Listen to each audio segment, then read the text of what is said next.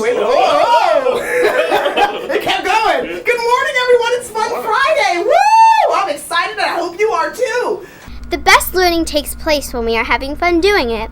At Fessenden Elementary School, Principal Valden Nisnik has harnessed the power of her lip sync abilities to make her school a fun place to be. Well, first of all, I love to have fun. So that's the first thing. I want kids to come to school, be pumped, be amped. But we noticed that on Mondays and Fridays, our attendance was really low. We always do, the homerooms that had 100% attendance and recognize those classrooms in various ways. But during the week, we would have, like on Tuesday through Thursday, we would have maybe 10 homerooms, 9 homerooms, 11 homerooms, but on Mondays and Fridays, we can have 3 homerooms with 100% attendance, 4 it's very low. And our school-wide attendance drops down to anywhere between 91% and 93%. So I thought to myself, they're already getting used to the morning show and how I try to get them amped up.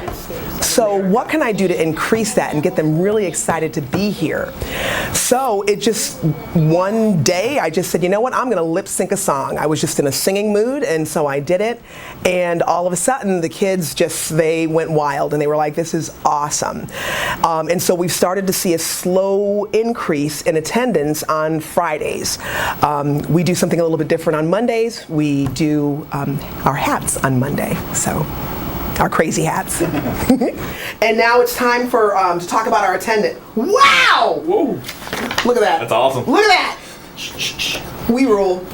We had 15 homerooms with 100% attendance on Thursday. Oh my goodness! All right. Woo! All right, and making our school-wide attendance percentage at 96%. That's what we want, 96%. So boys and girls, again, impress yourself. Do your best. Sometimes you only get one shot, so it's worth doing it right.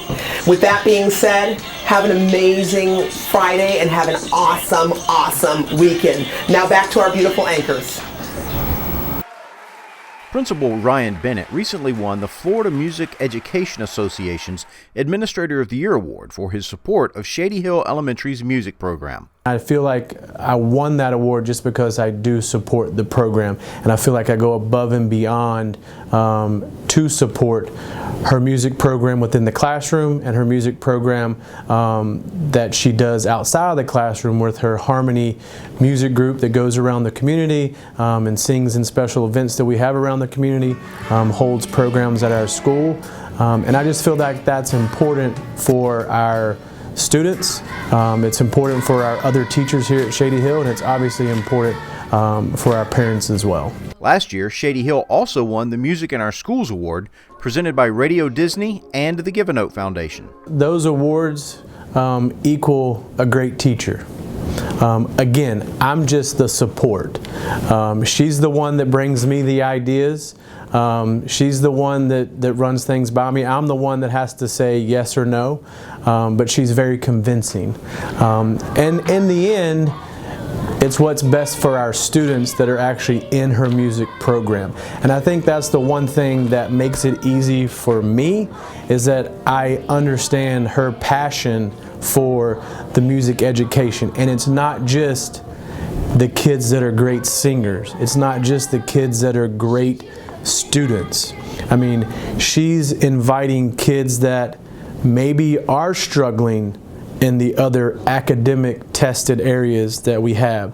She's inviting kids that maybe are struggling with behavior in classroom. She's given these kids the opportunity to say, hey, look, I see something in you. Now I want you to be a part of this great group and hopefully help in those other areas that they're struggling here on our campus, which to me, I mean, that's the proof right there. Saddlewood elementary students are using food to bring a greater understanding of the different cultures that make up their school community. We're having our cultural fair here at Saddlewood. It's our 4th grade students and teachers that have identified a culture that they would like to highlight, and they've done research projects and projects that they've been able to do presentations with to the classroom, and now we are culminating that with food from their culture, and their families have come out, or we have parent volunteers and other families that have come out to share their culture and build a sense of community here at Saddlewood.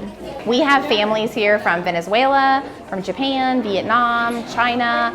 We have families here from the Middle East, students from the Middle East, other countries, Cuba, Puerto Rico, and this just brings all those cultures together. The teachers put this on every year to kind of teach other students about cultures of students in their classroom. The families bring in an authentic dish from their culture and they bring it in and we all eat with our fourth grade classes and our fourth grade parents come. So I think that it just helps them to understand that there's different foods and different cultures and different traditions in other countries that we don't have here in America necessarily. So I think it brings that together and it's a culminating piece to have a better understanding of that country and that culture.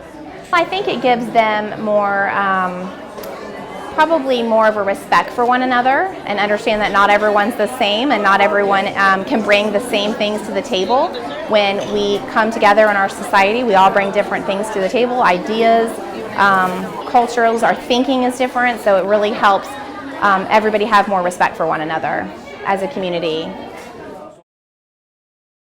It's the last week of school, but remember, there is school on Friday. It's an early release day, making up for a day lost last fall to a hurricane. Teachers have a work day after the 3-day weekend, and then school is out for them as well. Enjoy your summer. We'll see you back in class August 10th. Today we just wrapped up our career day. Miss Ray and my guidance counselor put all this together. It ties into our educational philosophy that our goal is not only to educate them, but to prepare them for life in general. We had students come on campus today that were dressed as doctors, firemen, fire rangers. I had a couple teachers, veterinarians. So our students really took the opportunity to look at some possibilities of their career. This right here, this is all of our medical equipment.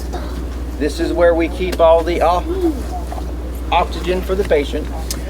We needed to expose our kids to life outside of school, outside of East Marion, across the river, and we wanted them to see different careers, different activities that they might get into as they got older. I think our teachers have done a very good job of kind of preparing this. They've been kind of talking to them about asking questions about what does it take to be what you're doing? Do we have to have a college degree? How much schooling do I need? What do I need to become a hairdresser? And they're also interested in about the money they make too. So it's a real awareness, and I think the teachers have done a great job of kind of putting that in their minds. And over there I saw some of the pre-K kids that knew what an excavator was over there, which surprised me. All right, you guys ever see people sword fight? Yeah. Sword fight, and the shield protects people from the swords, right? Well, nowadays we use shields that stop bullets. So instead of swords and shields, we're using bullets and shields. So this stops the bullets from hurting us. All right. And you guys want to see through the glass. Yeah, you can see right through it. Yeah. So you know if there's a bad guy. Pretty heavy. Yeah. My daughter has known since she was 5 years old what she wanted to be, and that's been her goal the entire time.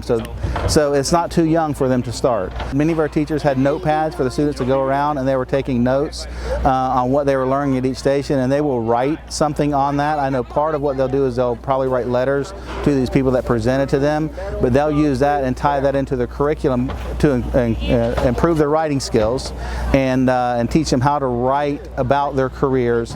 And it just does a total tie into whether it's language arts or math. All of these things that we learn today have both of those integrated in them in what they do, and that gives them an opportunity to write about it. The Silver River Museum will be hosting its first ever summer camps this year, a pair of week-long day camps for boys and girls ages 8 to 12. The first and second week in June, we'll have 2 one-week day camps. We are going to take it from spears to rockets. It's what I know with the 4th grade program, and it takes the best of Ocala Country Days and the Nap-In and blends it all together with taking the kids.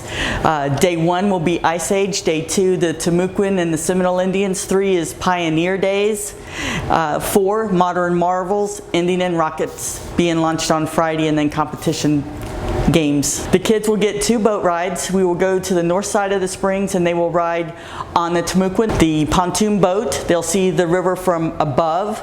Then we get on the glass bottom boat and we'll see the river from underneath. Lunch and snacks will be provided by Marion County Public Schools. For more information, contact the museum at 236-5401.